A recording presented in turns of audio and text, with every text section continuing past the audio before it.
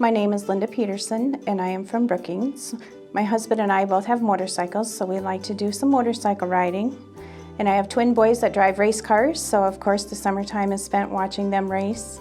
And my youngest son just brought our first grandchild into the world, so I'm very excited to have a granddaughter to spoil. In December, I had bilateral mastectomy and started the process for breast reconstruction. We found out in October that I was diagnosed with stage 2, grade 2 breast cancer. And so we opted to do the bilateral mastectomy as the first step in the treatment. When I first started my treatment by doing the bilateral mastectomy, Dr. Wiedewine's purpose was to do the tissue removal. She was going to remove the tumor. Dr. Howard's role was to start the process for reconstruction. By doing that, he placed some tissue expanders between the muscles in my chest, and then weekly they were injected with saline solution to make a pocket for implants that will be put in September-ish timeframe. After coming back to my room after having surgery, I remember hearing a lot of things, but I don't remember seeing very much. I was having a very hard time waking up.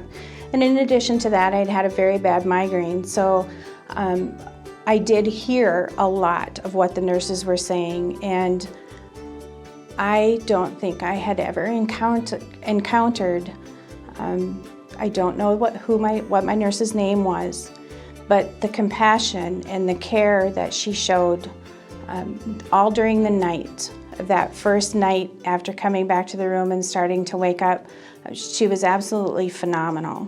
And the nurses that I had during the day, I was so amazed and so pleasantly surprised at the care and compassion that they had. Again, I didn't feel like I was a patient. I felt like I was a person, and they genuinely cared about me and how I was recovering, and not just another patient. Both procedures were started on the first day. Preparing for the implants is something that's been ongoing, so each week, starting with the second week after surgery, I went to see Dr. Howard. He did an injection. They would inject 60 cc's of saline solution at a time.